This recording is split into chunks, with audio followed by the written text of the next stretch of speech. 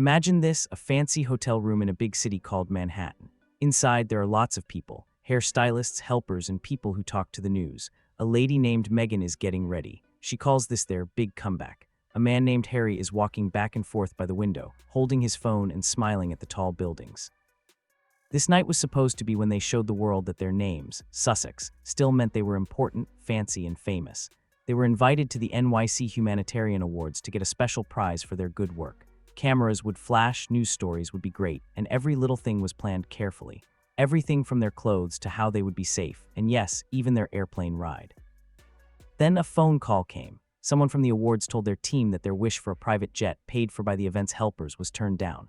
No reason was given, just a nice but firm, "We can't do that." For a couple who were used to fancy things and special treatment, being told no felt much worse than they thought. Harry was very mad. Meghan was very surprised. To them, this wasn't just about how they would travel. It was about being respected. They weren't just asking for a plane.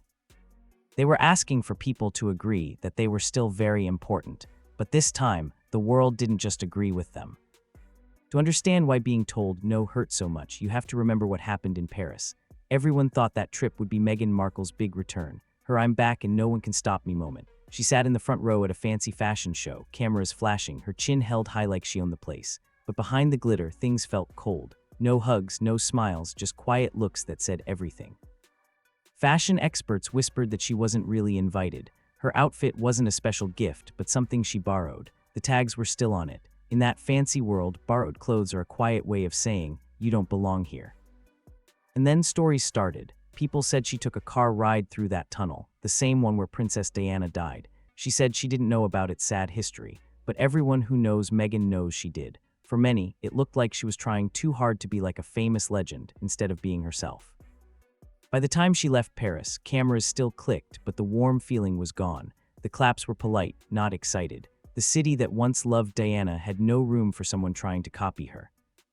So when the NYC Awards came, Meghan saw them as her chance to fix things, a way to forget Paris, to prove that the Duchess, even without a crown, was still amazing.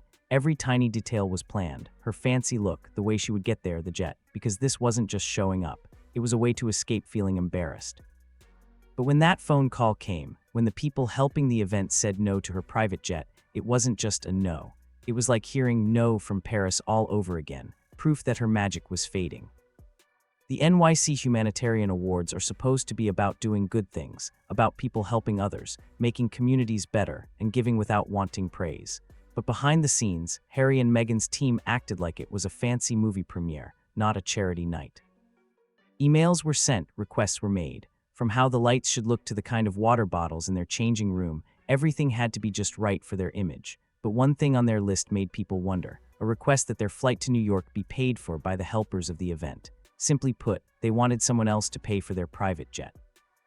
They said it was because of how it would look. Their helper supposedly said that flying on a regular plane could cause problems, cameras, crowds, and a big mess. So they said a private jet wasn't a fancy extra. They said it was a must-have. But to the people organizing the awards, it seemed silly. The awards honored people who spent their lives helping others, not famous people looking for comfortable rides paid for by companies. And when they said no, it was quiet but clear. An inside helper said it straight. If you want to honor people who do good for others, maybe start by being humble. That's when their royal shine started to crack. What used to seem like a special royal right now looked like thinking too highly of themselves. And that's not something even the rich and important people of New York were eager to pay for anymore. After being told no, Harry's team tried again. Their reason was simple: safety. They talked about Paris, saying how messy it had been, how Meghan was chased through the streets after the fashion show. But people who were actually there tell a different story. The mess wasn't a sudden attack, it was planned. Her route had been shared with people. Cameras were told where to be. It looked less like danger and more like a chance for photos that just got out of hand. Even the drive through the tunnel, the same one where Princess Diana died, was filmed. They said she didn't know it was being filmed, but people who knew her didn't believe that. They whispered that she knew exactly what she was doing. She was trying to use the strong feelings people had about Diana to become famous again herself. That's what made the New York request feel so empty. Meghan and Harry weren't just asking for privacy, they were asking for control, the power to make every picture of them look exactly how they wanted the world to see them. And when the awards group said no, it wasn't just saying no to paying the cost, it was saying no to that control. Behind closed doors, the truth was simpler. What happened in Paris had shown the world that not every camera flash was a threat. Some were just a sign of trying too hard to be famous.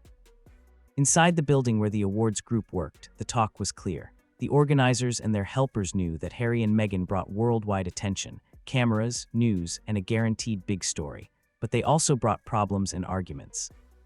So when the demand for the private jet reached the meeting room, the reaction was clear. Enough was enough. One important leader reportedly asked, "If we pay for their travel, what message does that send to the people we are honoring, the people who show up expecting nothing in return?" And that was it. Everyone agreed. The request was denied. How much they would pay was set, and the event would go on without giving in to what famous people wanted. To most people, this was a secret, a decision made behind the scenes.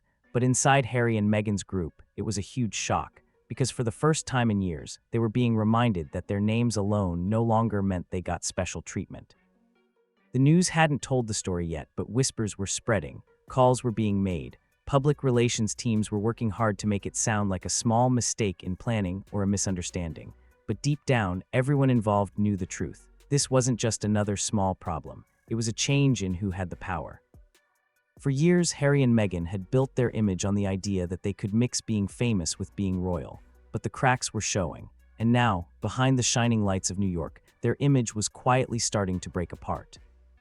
There's something a little sad about it. Harry left the royal family to be free, but somehow he's still asking for permission. Permission to be seen, to be heard, to be special. That's why being told no about the jet hurt so much. It wasn't about the plane. It was about being told he's no longer allowed to have things that used to come so easily.